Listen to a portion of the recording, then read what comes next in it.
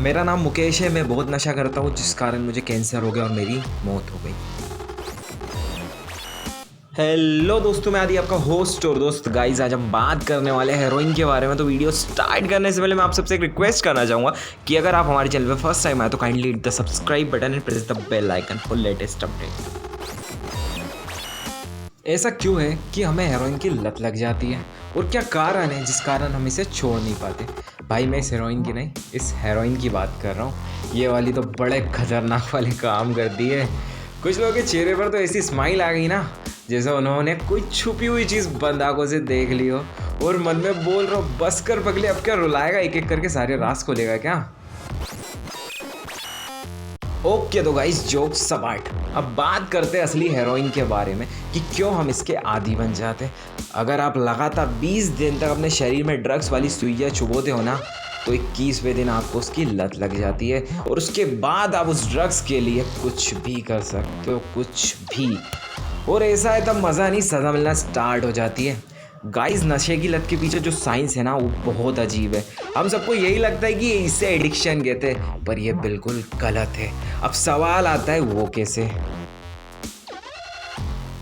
तो मेरे भाई, वो ऐसे कि मान लो अगर कोई इंसान छत से गिर जाए और उसके हाथ पे टूट जाए, तो उसको कई दिनों तक या हफ्तों तक डाइमोर्फिन हाइड्रोक्लोराइड ड्रग दी जाएगी। अब सवाल आता है कि डाइमोर्फिन क्या है? तो मेरे दोस्त डॉक्टरी लैंग्वेज में हेरोइन को ही डाइमोर्फिन कहा जाता है। ये जो ड्रग्स है नॉर्मल हेरोइन से कई ज़्यादा खतरनाक होती है, फिर भी मरीजों को दी जाती है। अब कुछ लोगों के मन में हो सकता है ये सवाल आए कि जब मरीज ठीक हो जाएंगे तो फिर तो ये हेरोइन के एडिक्ट बन जाएंगे, है ना? तो गाइस, ऐसा बिल्कुल नहीं होता। एक भी मरीज को इसकी आदत नहीं लगती जो डाइमोर्फिन ट्रीटमेंट लेता है। जब यही बात साइंटिस्ट को समझ नहीं आई ना, तो उन्होंने एक एक्सपेरिमेंट करने की सोची और फिर उन्होंने एक चूहे को एक पिंजरे में बंद कर दिया और उस पिंजरे में 2 कटोरियाँ रख दी, जिसमें से एक में पानी था और दूसरे में पानी, कोकेन और हेरोइन मिला रखी थी। और फिर जो चूहा था उस ड्रग्स वाले पानी को तब तक पीता रहा जब तक वो मर नहीं गया। लेकिन 1970 में साइकोलॉजी के एक प्रोफेसर ब्रूस अलेक्जेंडर ने इस एक्सपेरिमेंट के बारे में एक चीज़ नोट की कि चूहे को अकेला पिंजरे में छोड़ दिया गया है और अकेलापन किसी को पसंद नहीं है, चाहे वो इंसान हो या जानवर। तो अकेलापन को दूर करने के लिए वो चूहा नशे वाला पानी पीता चला गया। फिर ब्रूस अलेक्जेंडर ने सोचा कि इस एक्सपेरिमेंट को दोबारा से किसी और तरह से किया जाए, तो क्या रिजल्ट आया?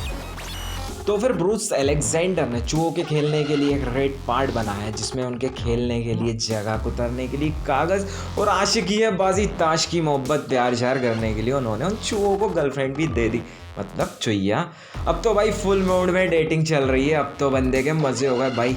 उप्स, सॉरी, मतलब चूहे के। वही दोनों कटोरियाँ इस रेड पार्ट में भी रखी गई, जिसमें से एक में पानी और दूसरे में पानी और हेरोइन मिला रखा था। यहाँ सबसे मज़े की बात यह है कि इस बार रेड पार्ट में किसी भी चूहे को हेरोइन वाले पानी की लत नहीं लगी। ऑलमोस्ट हेरोइन वाला पानी पिया सभी ने, मगर लत किसी को नहीं लगी। अब सवाल ये आता है कि ये तो चूहे हैं, इनका और इंसानों का क्या लेना देना? तो कुछ टाइम बाद ऐसा ही एक्सपेरिमेंट वियतनाम वॉर के सोल्जर पर भी किया गया। Guys, 20% American soldier Vietnam war में हेरोइन का इस्तेमाल करते थे। उस समय अमेरिका में रहने वाले सभी लोग ये सोच रहे थे कि जब वो सोल्जर वॉर से वापस आएंगे तो नशे के एडिक्ट बन चुके होंगे, लेकिन ऐसा बिल्कुल नहीं हुआ। उनमें से 95% सोल्जर्स ने वापस आने के बाद कभी भी हेरोइन या किसी नशे को हाथ भी नहीं लगाया, क्योंकि वो सोल्जर वियतनाम वॉर में जंगलों में उस समय अकेले थे और उनको घंटों अकेले छुप छुप के रहना पड़ता था। तो इसी कारण वो अपना टाइम काटने के लिए हेरोइन यानी ड्रग्स लेते थे। देखा जाए तो गाइस, उनकी मजबूरी थी, ये वो लेना नहीं चाहते थे।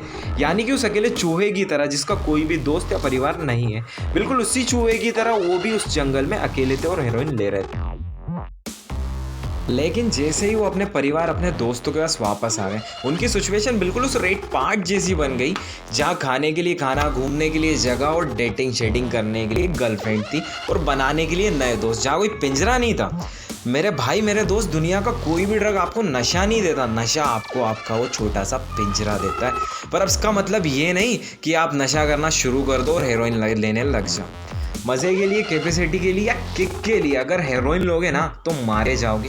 और मेरे भाई, मेरे दोस्त, ज़िंदगी बहुत छोटी है। वैसे ही यार, अब टैक्स वैक्स काटने के बाद हम इंसानों की ज़िंदगी 50-60 साल बची है और नशे के आदी बन गए तो फिर आपको कोई नहीं बचा सकता। गाइज यहाँ हमें नशे को समझने की ज़रूरत है।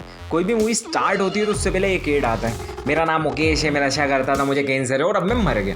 अब ज़रा बताओ कि इस एड को देखने के बाद लोगों ने छोड़ा क्या नशा करना? तो जवाब है नहीं। क्यों? क्योंकि नशा किसी को भी समझ में नहीं आया।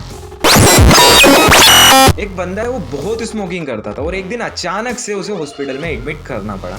जैसे ही उस बंदे को घर वापस लाया गया ना, उसके बाद उसकी केयर उसकी फैमिली वाले हद से ज़्यादा करने लगे और ठीक उसके 1 महीने बाद उस बंदे को रियलाइज़ होता है कि उसने पूरे महीने स्मोकिंग की ही नहीं। क्यों? क्योंकि वो पहले एक छोटे से पिंजरे में बंद था, फिर उसकी फैमिली ने उसका हाथ पकड़ के उसे उस पिंजरे से बाहर निकाला। अगर ऐसी सिचुएशन में आपका कोई भी फ्रेंड या कोई भी इंसान किसी तरह के नशे का आदी है ना, तो पहले पता लगाओ वो कौन से पिंजरे में कैद है और फिर उस पिंजरे को तोड़ दो। गाइस, नशा क्या है ना, हमारे माइंड में वहम पैदा कर देता है कि हमारी लाइफ बहुत इंटरेस्टिंग है, जो कि बिल्कुल नहीं होती। अगर उस एडिक्ट इंसान की लाइफ को सच में इंटरेस्टिंग बना दिया जाए ना, तो नशा छोड़ देगा। मेरे भाई, उस इंसान को बंद मत रहना दो उस छोटे से पिंजरे में, प्यार की चाबी लगा के उस ताले को खोल दो ना। ज़्यादातर देखा गया, जो इंसान नशा करता है ना, उसे कोई खास पसंद नहीं करता, पर इसका मतलब ये भी नहीं कि वो बुरा हो सकता है वो आपका हस्बैंड हो सकता है वो आपका बॉयफ्रेंड हो। अगर आप सच में आपके यारे प्यारे न्यारे का नशा छुड़वाना चाहते हो ना, तो बस उसे उस पिंजरे से बाहर निकालो अपने प्यार की चाबी से। गाइस, मेरा काम है आपको इन्फॉर्मेशन देना और साथ में आपका एंटरटेनमेंट और मैं एंटरटेनमेंट। अगर आपको हमारा वीडियो अच्छा लगा हो तो लाइक, शेयर और सब्सक्राइब जरूर करें और कमेंट करके बताएं कि आपको हमारा वीडियो कैसा लगा। मिलते हैं इसी तरह के इंटरेस्टिंग वीडियो में, तब तक के लिए टाटा बाय बाय।